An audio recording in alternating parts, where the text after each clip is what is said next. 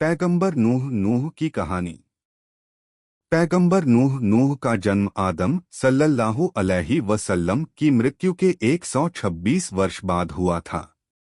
वे मानवता के लिए पहले दूत थे जिन्हें अल्लाह ने अपने लोगों, जिन्हें बनु रसीद कहा जाता है, के पास भेजा था, जो आज के इराक के कूफा के पास रहते हैं। नूह ने उन्हें केवल अल्लाह की इबादत करने और मूर्ति पूजा छोड़ने का आह्वान किया था।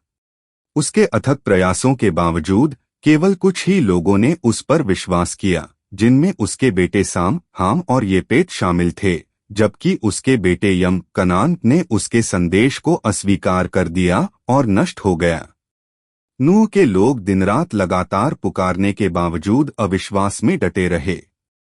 उन्हें समझाने और चेतावनी देने के लिए उसने तरह तरह के तरीके अपनाए। नूह ने 950 से ज्यादा सालों तक अपने लोगों को उपदेश दिया, लेकिन ज्यादातर लोग अपने विश्वास को अस्वीकार करने में अड़े रहे। अंततः अल्लाह ने नूह को खुद को और अपने ईमान वालों को जल प्रलय से बचाने के लिए एक जहाज बनाने का निर्देश दिया। उन्होंने लगन से जहाज बनाया और हर प्रजाति के जोड़े इकट्ठा करके उन्हें जिंदा रहने लायक बनाया। जैसे जैसे पानी बढ़ता गया, नूह के लोगों ने उसकी कोशिशों का मजाक उड़ाया, जब तक कि बहुत देर नहीं हो गई। जहाज बाढ़ की लहरों पर तैरता रहा और नूह और उन पर ईमान लाने वालों को सुरक्षित स्थान पर ले गया। यहाँ तक कि नूह के बेटे ने भी उनके साथ जाने से इनकार कर दिया और जल प्रलय में ही मर गया। अल्लाह की रहमत ने नूह और उसके अनुयायियों को बचा लिया, जबकि काफिर डूब गए।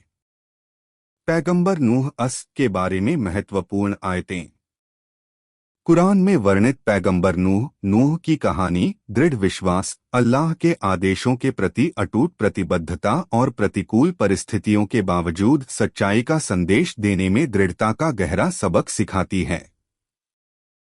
यह अविश्वास के परिणामों और ईमान पर अडिग रहने वालों के लिए अल्लाह की असीम दया को रेखांकित करता है तथा धैर्य, ईश्वरीय ज्ञान पर भरोसा और असावधानी पर धार्मिकता की अंतिम विजय के महत्व की शाश्वत याद दिलाता है। अपने बच्चे को साहला अकादमी में दाखिला दिलाएं, भविष्य सूचक ज्ञान को जीवन में उतारें। साहला अकादमी में हम आपके बच्चों के लिए पैगंबरों की शाश्वत शिक्षाओं को जीवंत करने के लिए समर्पित हैं। हमारे विशेषज्ञ रूप से तैयार किए गए इस्लामी कार्यक्रम और आकर्षक